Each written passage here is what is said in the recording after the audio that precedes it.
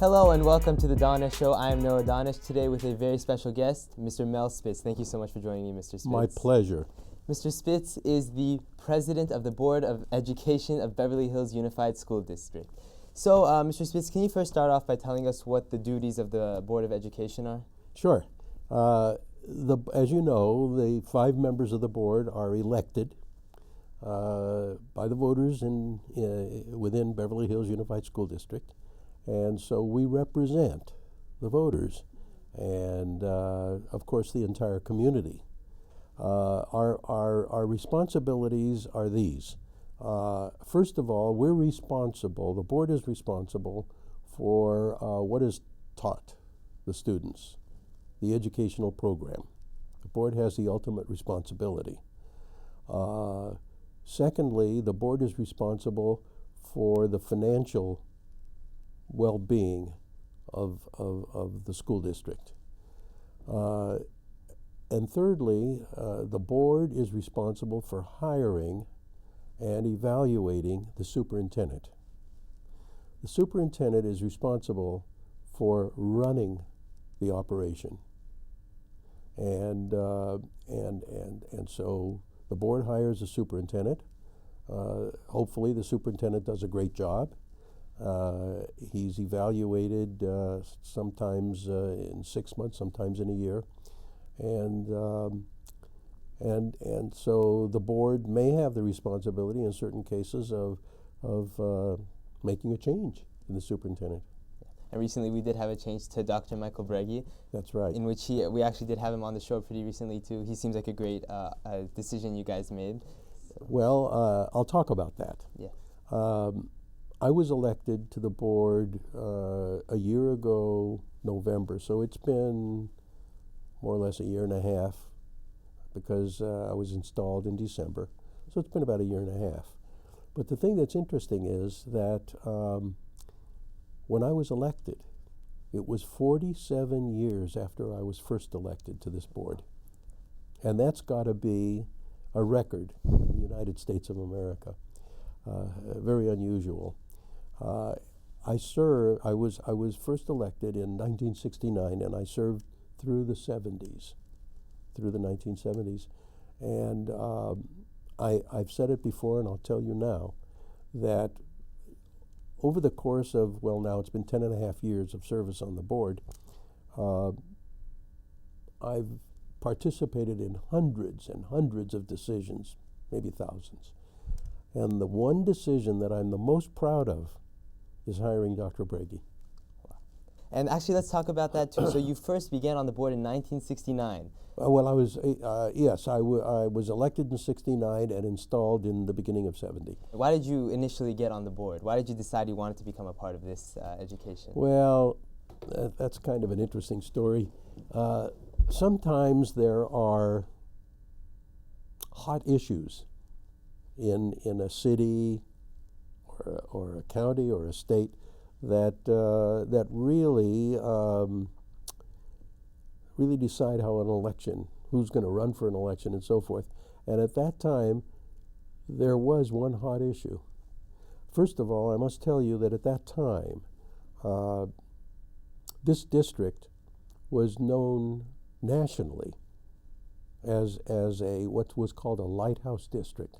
It was known as one of the 3 finest public school systems in the country.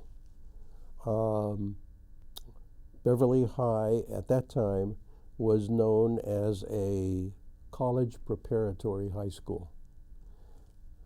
It's college preparatory today. You know, a large number of our graduates go to college, but in those days, about 85% of our graduates went to the major universities. So it was a different program then. But at the time that I was first elected, there was a hot issue. I'll tell you what it is. There was a lot of student unrest. The Vietnam situation, the war, and there was just a lot of unrest. And a lot of the students were upset and they were misbehaving. And staff was doing their best to kind of keep the lid on and avoid disruptions in classes and so forth. But the board at that time, the majority of the board was quite permissive, and they did not support the staff when problems arose of that nature. So there were a lot of people in the community who were upset about that and who wanted to see a change. And so they flushed out 3 people in the community. Well, actually, one was already on the board. His name was Jack Paul. A second one was not on the board, just as the same as me, and that was Herb Young.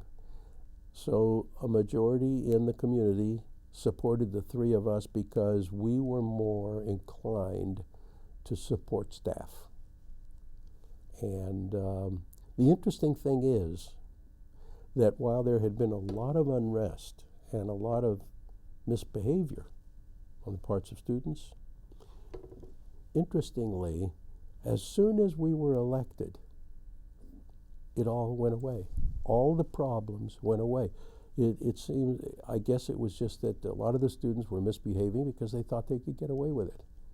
And then prior to joining the board, what were you doing? Well, I headed up a quite large manufacturing concern, and I spent a lot of time that way. I also spent a lot of my time in supporting some charity work that I believed in. Mm-hmm. And of course, when I got on the board, that's a real concentration of time and effort. You have perspectives from both back then and now. Right. What do you see as the biggest change from 1970 to currently 2017? I would say this, that the academic program then was stronger than it is today. And also, even though there are great opportunities in our district today, as you and I were discussing earlier, there are great opportunities. There were even more electives, foreign languages, whatever.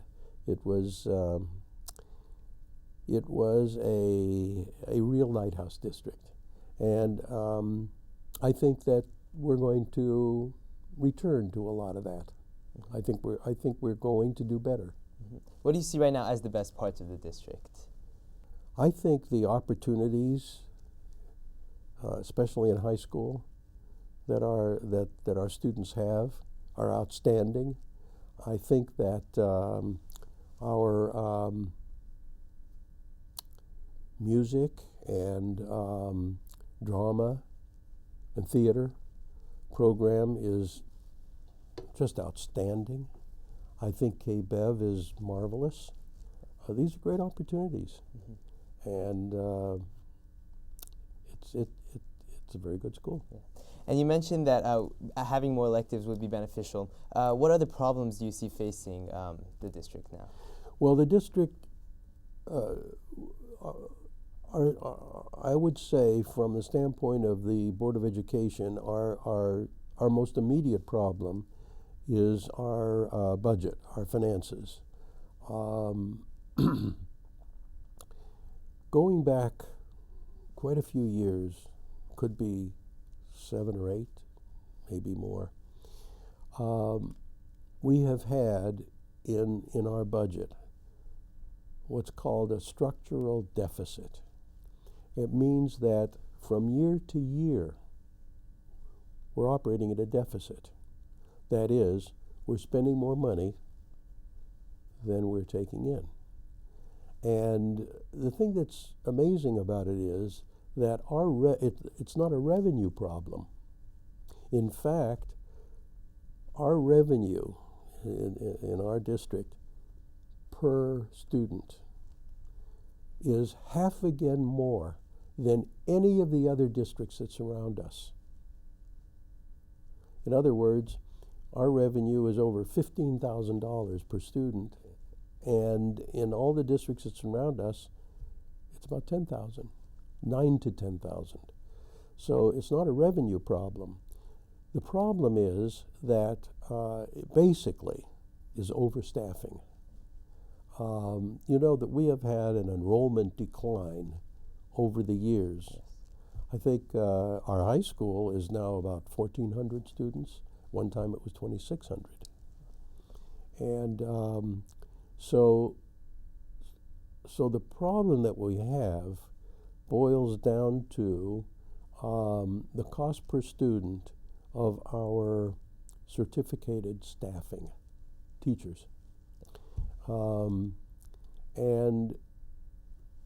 it concentrates. It's concentrated right now in the middle schools.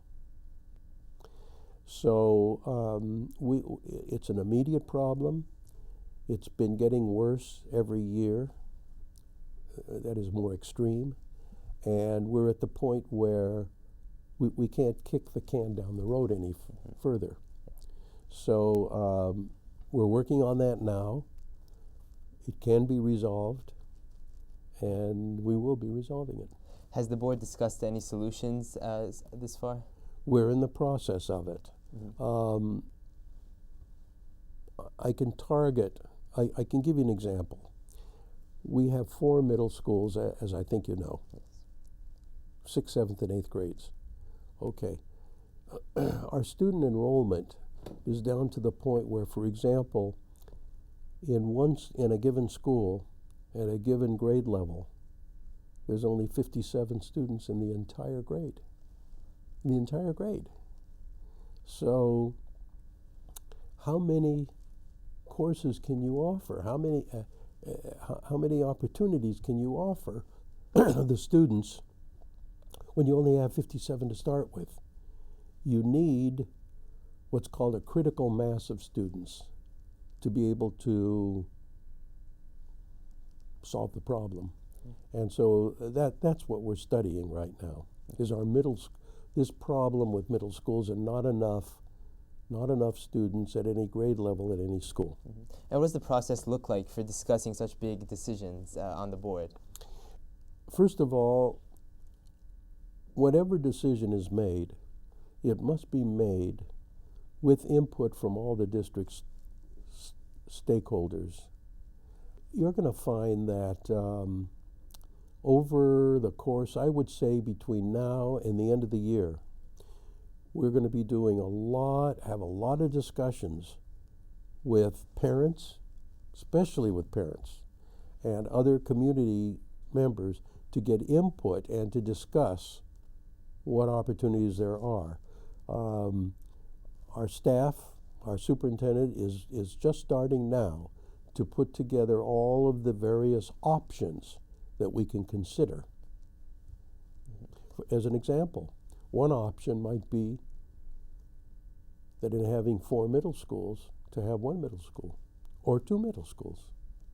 And but all that has to be worked out, and I think there are people in the community who understand the problem and who would be supportive of that, and then there are people in the community who wouldn't want to change. And being in the position that you are, how do you deal with criticism and feedback and support from the community? Well, you listen, and you try to have a helpful dialogue. And I think that when you do that, you get to the right point. You ultimately get to the right points.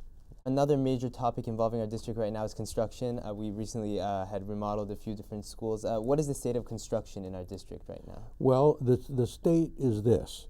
We're in the middle of what we call phase 1.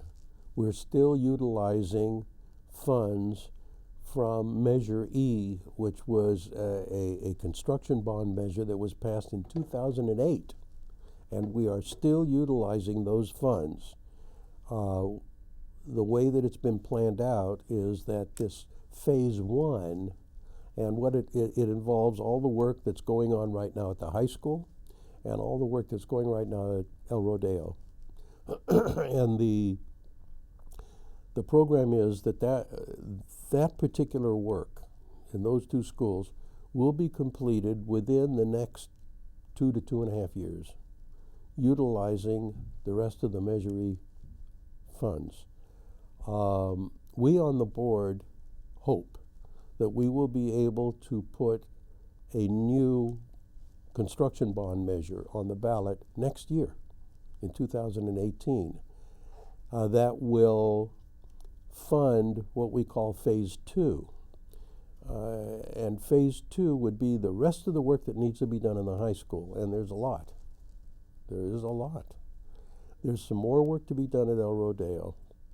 And, oh, well, now there's another thing. There's still work being done at Horace Mann. But the one school that hasn't been touched for modernization is Hawthorne School. And so that will be part of Phase 2. Mm-hmm. And so is the Measure E funding finished yet, the amount of funds in the Measure E bond? There is enough to complete Phase 1. Mm-hmm. And in order to move on to Phase 2, that bond And does need to be then we would need to pass the bond issue and then go into Phase 2. You recently gave a speech at the graduation, the Beverly Hills High School graduation, Right. and a major point that stuck out to me was your point that we must gear our passions towards available careers. Can you elaborate on that? Yes. Frequently you hear advice, follow your passion. That's a very popular piece of advice. But the fact is that when you're 18 years old or 19 years old, what you feel passionate about then, you may not think very much of in 5 or 10 years later. So I think a better advice is to focus your passions on what you're good at, Mm-hmm. Your skills, because ultimately, almost whatever you do that's going to be successful is going to be successful because somehow or other it helps people lead better lives. You're helping people. And so I think the better advice is focus your passions on your skill sets and how you can help people lead better lives. Yeah. That is very great advice. And then finally, I love to ask this question is, Sure. What do you think is the best advice you've ever received throughout your life?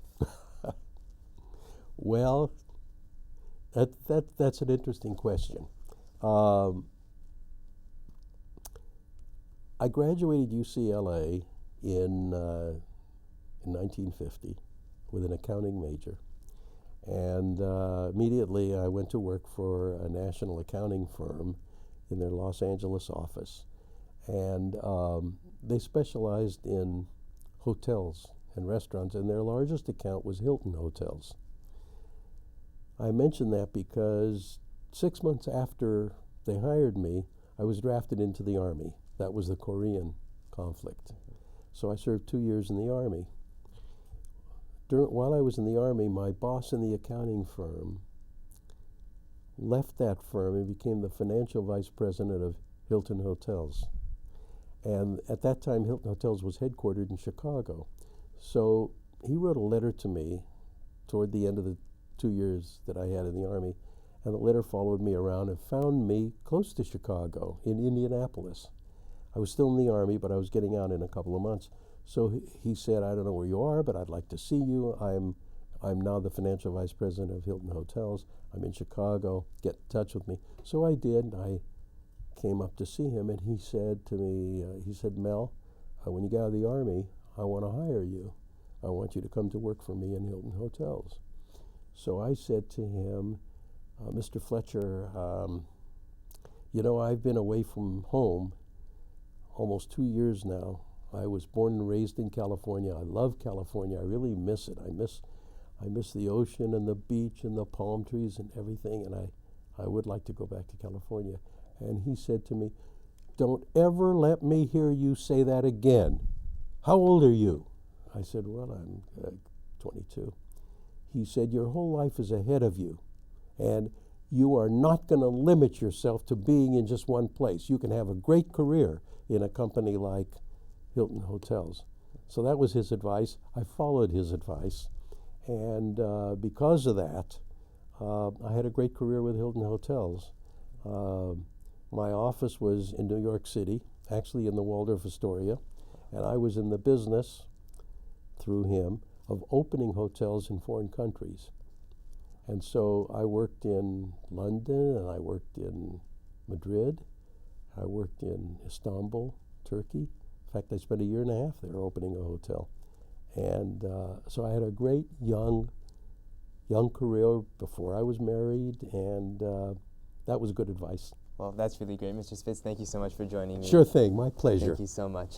And thank you for watching The Danesh Show. We will see you next time.